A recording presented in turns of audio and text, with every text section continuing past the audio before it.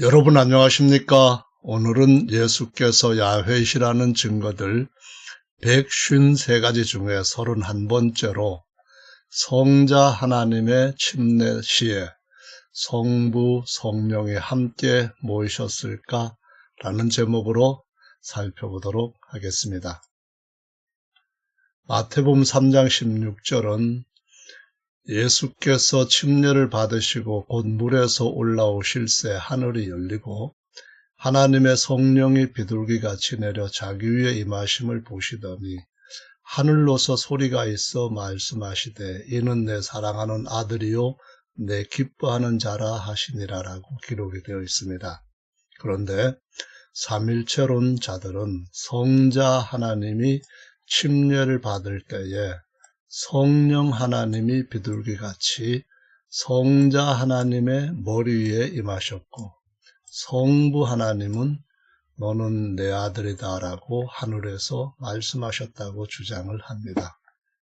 그렇다면은 창세기보다 먼저 기록된 출애굽기의 내용들을 한번 생각해 보시기 바랍니다.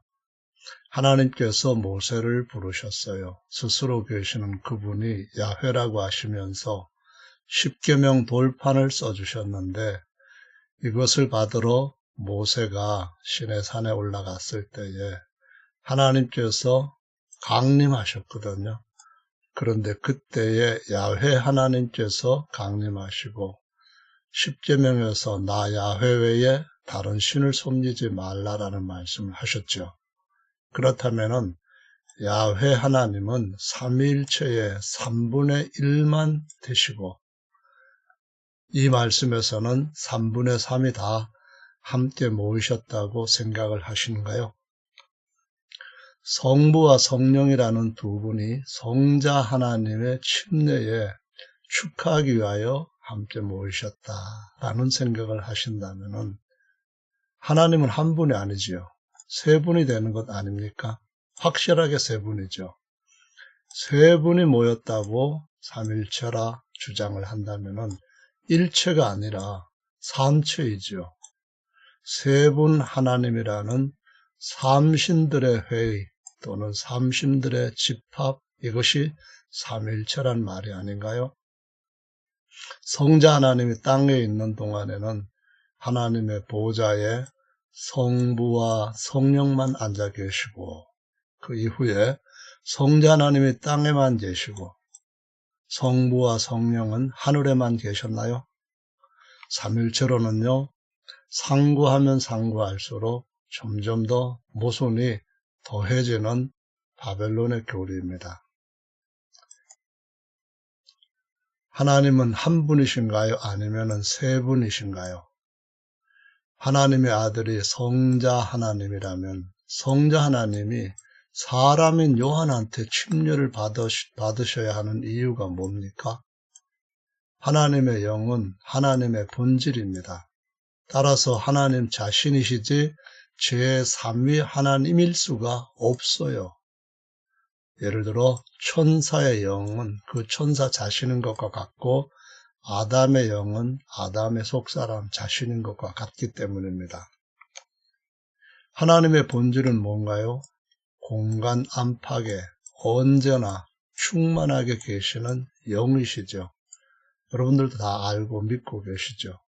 또한 하나님의 절대적인 본성이 뭔가요? 거룩함입니다. 그래서 하나님과 관련된 모든 것에 성자를 붙여요. 그래서 하나님의 영은 당연히 거룩한 영, 즉 성령이죠.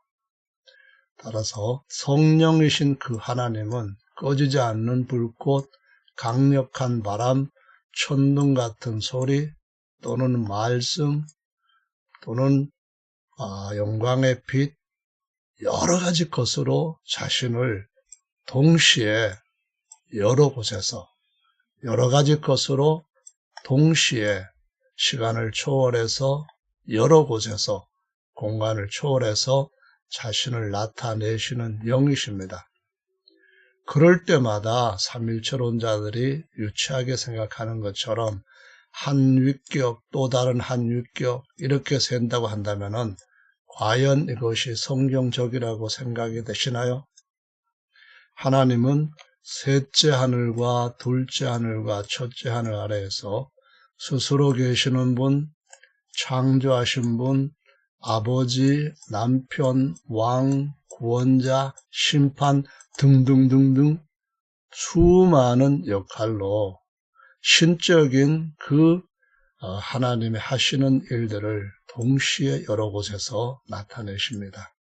그때마다 각각 위에 하나님이라고 할 수 없는 것과 같이 삼일체론도 이와 같은 주장은 빨리 바꾸어야만 됩니다. 성경적인 하나님을 볼 수 있는 눈으로 바꾸는 하나님의 은혜가 필요하죠.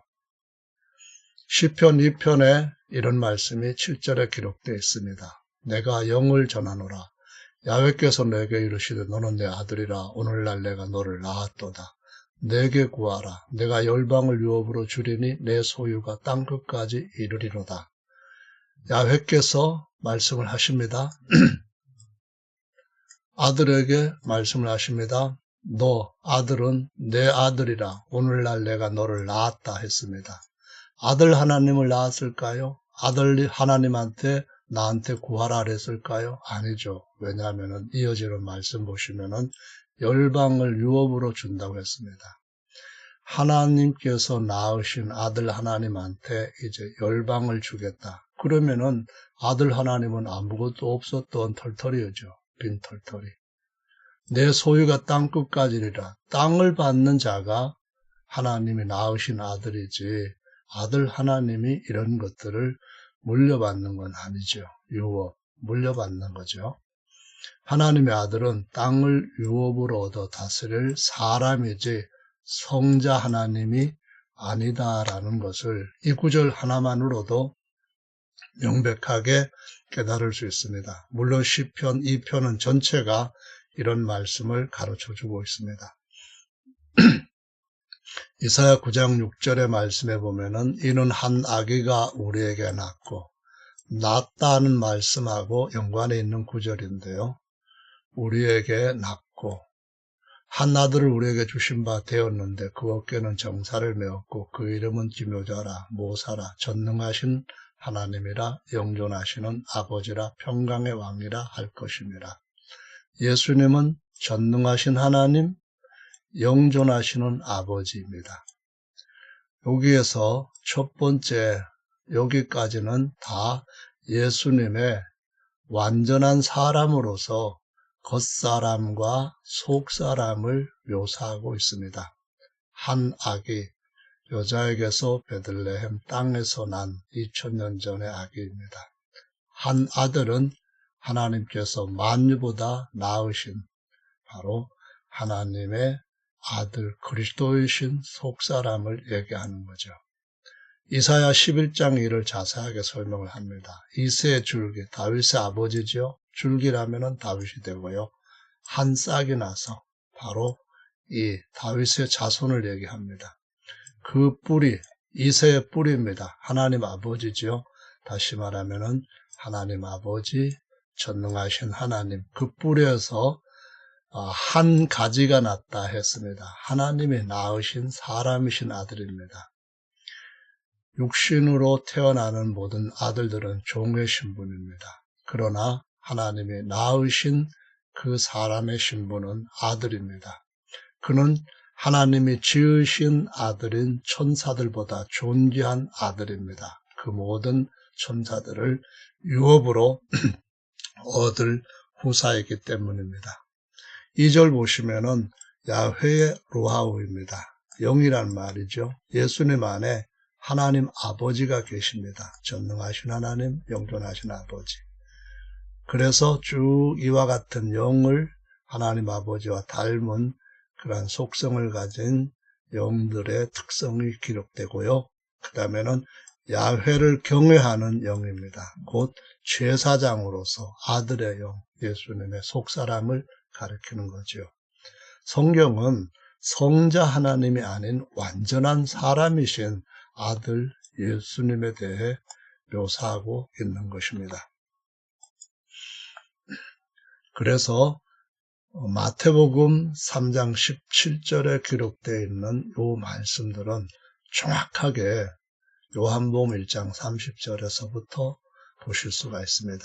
내가 전에 말하기를, 침례요한이 말합니다. 하나님이 인정하신 가장 뛰어난 큰 선지자입니다.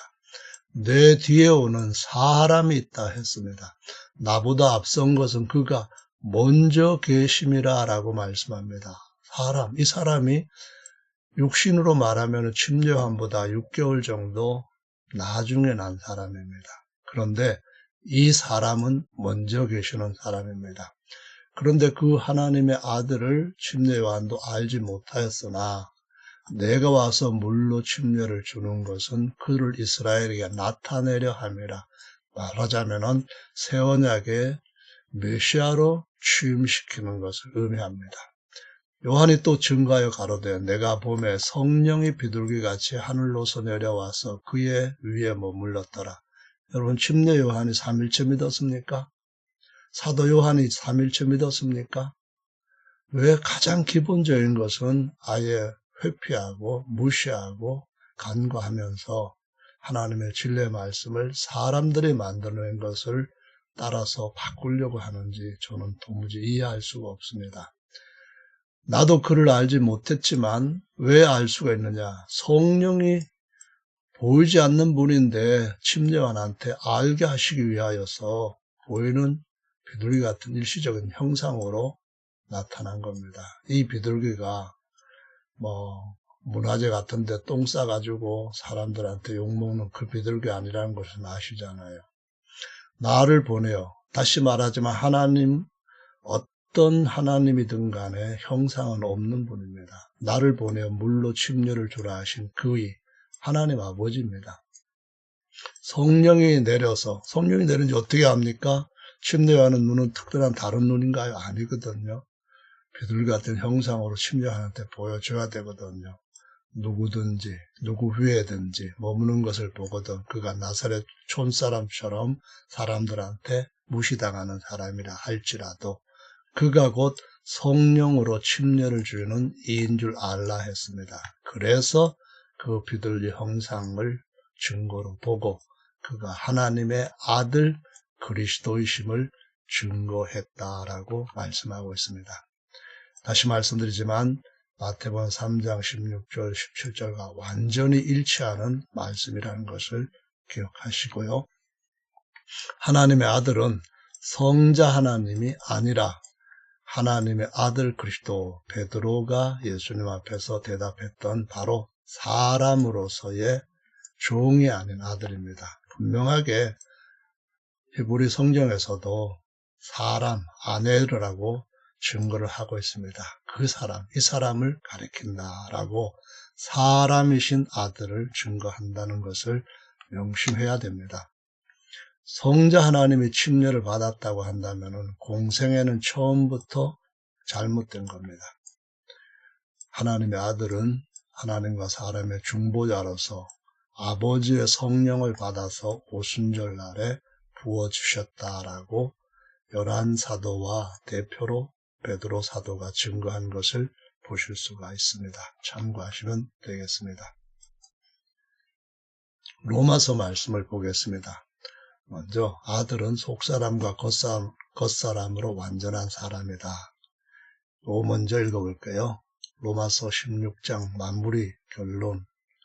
이 부분에서 나의 복음, 예수 그리스도가 어떤 분인지 전파하는 것. 이 예수님과 복음에 대한 것은 영원 전부터 감춰져 왔다가 아들을 통하여서 나타나셨고 바울한테는 성령을 통하여서 나타내신 계시입니다. 비밀이었으나 이제는 계시를 쫓아 비밀이 아니라 복음의 비밀이요 많은 사람들한테 공개되고 또 공유된 것들입니다. 이거를 분명하게 이해하시면서 다음 1장으로 가보겠습니다. 이 아들로 말하면 육신으로는 다윗의 혈통으로 나셨고 성결의 영, 이것은 바로 구약의 제사장들의 관, 거기에 성결의 영으로 하나님께 거룩함, 성결이라고 문구를 새겨넣었던 바로 그 제사장의 영으로 말입니다. 이사야가 11장 2절에 야훼를 경외하는 영, 바로 그 영입니다. 하나님의 아들로 인정되셨습니다. 여기는 사람의 아들이고 여기는 하나님의 아들입니다. 하나님의 아들 그리스도는 사람의 아들 그리스도와는 전혀 비교조차 할 수 없을 정도로 천사들을 영원토록 다스릴 정도로 뛰어난 존귀와 영광을 가진 자입니다. 5장 보시면은 아담, 첫사람입니다. 첫사람 아담의 범죄와 같은 죄를 짓지 않은 자들, 그 외에도 죄와 사망의 왕노릇했답니다. 그런데 첫사람 아담은 오실 자의 표상이라 했습니다. 둘째 사람, 본래부터 있는 이분인데 우리가 계시를 통하여서 알게 된 순서를 따라 붙여버리니까 둘째 사람이 되어버렸어요. 모형이라는 말은 무엇입니까? 실체가 있다는 거지요. 그 실체의 임시적인 모양을 갖다가 모형 또는 표상이라고 표현을 하고 있죠. 로마서 8장 29절에 보면은 하나님은 존재자이시고 하나님은 이미 모든 것을 이룬 것 같이 보시는 분입니다. 그분이 어떤 자를 자신의 아들 형상으로 삼으면 좋을지 아들을 낳으시기 전부터 다 알고 계셨습니다. 그리고 그 아들을 낳으시고 그 아들 곧 둘째 사람의 형상, 둘째 사람이 오실 건데 어떻게 오실까요? 종의 형상을 입고 구속자로 오신다는 건데요. 어쨌든 둘째 사람을 본받게 하기 위하여 예정하셨다라고 말씀합니다. 장로교의 예정론은 이 성경에 기록되어 있는 비밀의 경륜과 너무 많이 벗어나 있습니다. 모든 사람들이 다 심판받을 것처럼 얘기하고 소수의 몇 사람만 구원받는다? 그러면은 하나님께서 얼마나 무서운 하나님인지 사실상 다른 멸망받도록 예정된 사람들한테는 아주 사단보다도 사악한 신이 되어버립니다. 자, 맏아들이 되게 하려 하심이라 했습니다. 왜냐하면은 많은 아들들이 그 형상을 입게 되고 그 아들이라는 신분을 같이 갖게 될 것이기 때문에 유일한 아들, 독생자는 맏아들이 되게 하시고 맏아들의 형상을 본받게 예정하셨다라고 말씀을 하시는 거죠. 자, 이번에는 고린도 전서로 넘어가 보겠습니다. 첫째 사람, 둘째 사람, 아담과 마지막 아담, 첫사람 아담이죠. 15장 45절에 기록된 바 첫사람 아담은 산영이 되었다 함과 같이 마지막 아담은 살려주는 영이 되었나니 그러나 먼저는 신령한 자가 아니요 육 있는 자요 그 다음에 신령한 자니라 라고 했습니다. 첫사람은 땅에서 났습니다. 흙에 속한 자이고요. 둘째 사람입니다. 하늘에서 나셨습니다. 누군가요? 첫사람은 종의 신분이고 형상의 모형입니다. 둘째 사람은 아들 신분이고 형상의 실체입니다. 아들의 공생애가 성자 하나님의 것이 아니라 완전한 사람으로서의 공생애라는 말입니다. 그의 겉사람은 이사야가 말했던 한 아기, 마지막 아담이고요. 그 완전한 사람이신 예수님의 속사람은 종이 아닌 아들이고요. 천사보다 뛰어난 아들입니다. 둘째 사람이기도 합니다. 고린도 후서 4장 3절에 보면은 이와 같은 진리를 모르는 사람들, 듣고도 믿고도 믿으면서도 진리를 바로 발견하지 못하면은 바울이 로마서 16장에서 말씀했던 그 비밀, 제가 지금 설명드리는 하나님의 경륜, 복음의 비밀을 모른다면, 이것이 가리웠다면 망하는 겁니다. 왜 망하느냐? 첫째 가장 중요한 이유는 세상신 마귀가 모든 천사들까지 지배하려게 하게 하나님의 형상으로 삼은 사람들을 하나님께서 높이실 것을 시기하고 하나님의 뜻에 대적했기 때문에 사탄 마귀가 되었고요. 그래서 오늘날도 그와 같은 진리의 복음, 비밀을 깨닫지 못하도록 계속 마음을 혼미케 합니다.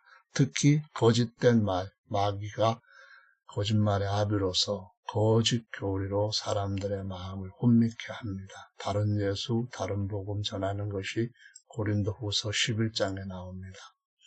그리스도의 영광의 복음의 광채가 비치지 못하게 하매니 그리스도는 하나님의 형상이니라. 그리고 우리도 그와 같은 형상을 입게 될 거고요. 하나님의 아들은 성자 하나님이 아니라 둘째 사람이요 하나님의 형상입니다. 구속자로 오시기 위해서, 구속자란 말은 같은 혈족, 친족이라는 것인데요. 영광을 다 벗어버리셨습니다. 빌립보서 2장에 기록된 것처럼. 따라서 육체의 종의 형상을 입으시고 마지막 아담으로 오셨습니다.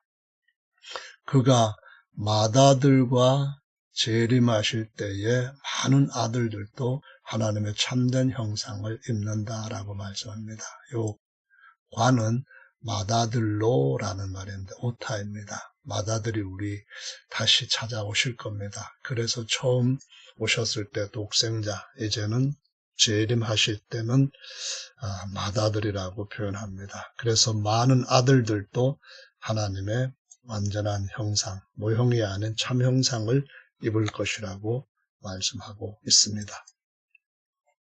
골로새서 1장 15절입니다. 그는 보이지 아니하시는 하나님의 형상이요 모든 창조물보다 먼저 나신 분입니다. 프로토토코스라고 하는데요. 창조물보다 먼저 났다는 말은 시간도 창조하셨고 공간도 창조하셨으니까 시간보다 먼저 태어나셨다는 겁니다. 만물이 그에게 창조하되 그를 이 모든 것들을 물려받을 후사라는 자리에 앉히기 위하여서 만들어주신 겁니다. 그래서 모든 것들이 다 그 때문에 만들었고 아들 때문에 아들을 위하여서 만들어졌습니다. 그가 곧 하나님의 낳으신 아들이 만물보다 먼저 태어나셨기 때문에 만물보다 먼저 계시고 그 말입니다. 근데 그가 태어나신 하늘은 만유 안에서 만유에 있는 참하늘, 셋째 하늘이기 때문에 만물이 그 안에 함께 섰다. 만유라는 표현이 더 맞는 번역입니다. 아무것도 없을 때부터 스스로 계시는 분, 그분만 계셨어요. 스스로 계시는 그분 자존자께서 만유를 지으시기 전에 시간 공간도 지으시기 전에 아들을 낳으셨고 이제 아버지가 되셨어요. 그 아버지께서 낳으신 아들이 유일하게 태어난 아들 또는 독생자 또는 only begotten son이라고 불립니다. 아버지께서 아들을 자기의 모든 것을 나타낼 형상으로 삼으셨어요. 형상 안에 아버지가 계시는 거죠. 아버지와 아들이 하나 되셨다는 뜻입니다. 그 아들을 자기의 후사, 곧 모든 것을 물려받을 천사들까지도 물려받고 시간, 공간까지도 발 아래 다스리게 하실 아들에게 유업으로 물려주시고자 만들었다. 이런 말씀, 만드셨다는 말씀입니다. 히브리서 1장에 보면 그래서 이는 하나님의 영광의 광채시고 그 본 존재의 형상이라고 말씀합니다. 그리고 능력의 말씀으로 만유를 붙들고 계십니다. 그리고 높은 곳에 계신 위엄의 우편, 곧 하나님의 후사의 자리에 앉았습니다. 하나님 우편이 아닙니다. 하나님 우편이라는 표현하고 다르게 표현했는데요.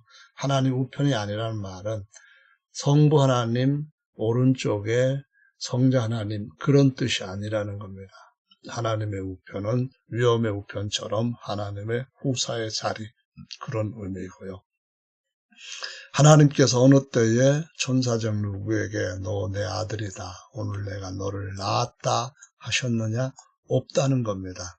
모든 천사들은 다 하나님이 지으신 존재인데 낳으신 아들이 천사들까지 다스리게 하시려는 하나님의 계획을 깨닫게 된 대천사장이 반역을 해서 바로 사탄이 되고 하나님의 뜻을 회방함으로 마귀가 되었습니다.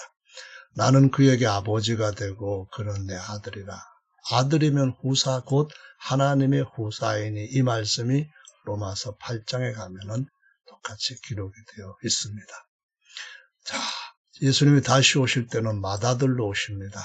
그때는 모든 천사가 다 아들한테 경배하라 합니다. 왜냐하면 아들은 하나님을 보여주는 하나님의 형상입니다. 나를 본 자는 아버지를 보았고 내 안에 계시는 아버지께 경배하려면 그분의 형상인 내 앞에서 성전을 향하여 경배하던 것처럼 더 완전한 형상을 향하여 경배하는 것이죠.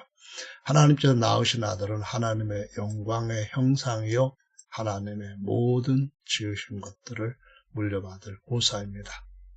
히브리서 2장 11절에 보면은 거룩하게 하시는 자와 거룩하게 함을 입은 자들이 다 하나에서 한 아버지로부터 태어났다라고 말씀합니다. 그래서 하나님의 아들들이고 맏아들이고 형제라 부르기를 부끄러워 아니하신다고 했습니다. 그래서 모든 거듭난 아들들은 맏아들이 오실 때 그분과 같은 형상을 입게 될 것이고 하나님의 영광의 공동 후사가 된다고 증거하고 있습니다. 바울의 증거입니다. 히브리서 5장 5절에는 그리스도가 되셨습니다. 아들이 어떤 아들입니까? 하나님이 낳은 아들입니다. 하나님이 낳은 아들이 제사장도 되시고 또한 땅을 다스리는 왕도 되십니다. 그래서 영원히 멜기세덱의 반차를 쫓는 제사장이라 하셨어요. 아들 하나님이 아닙니다. 다시 말해 성자 하나님이 영원히 대제사장이 된다는 가르침, 교리는 전혀 성경적이지 않습니다. 둘째 사람으로서 예수께서 하나님께서 낳으신 아들입니다. 히브리서 7장에 아비도 없고 어미도 없고 족보도 없고 시작한 날도 없고 생명의 끝도 없어 하나님의 아들과 방불하여 같아 그 말입니다. 멜기세덱은 하나님의 아들 그리스도의 모형입니다. 멜기세덱이 사람인 것처럼 하나님의 아들도 사람입니다. 자존자께서 만유전에 셋째 하늘에서 영으로 낳으신 아들은 아론의 족보와 같은 그런 족보가 없습니다. 물론 아버지 하나님이 아들로 하나님을 낳았다. 이런 말도 안 되는 족보를 갖고 논하는 사람들은 성경 말씀에서 너무나 많이 벗어난 것을 보여줍니다. 하나님의 아들이 아들 하나님이 아니라 바로 하나님의 아들 예수께서 완전한 사람으로서 속사람은 하나님께로부터 태어난 아들 그리스도이시고 겉사람은 유다의 족보에서 태어나신 바로 어린 양이 되셨다라고 말씀을 합니다. 하나님의 아들로서 예수님은 시간 전에 태어나셨기 때문에 당연히 시작한 날, 즉 생일도 없으십니다. 오늘은 여기까지 하겠습니다.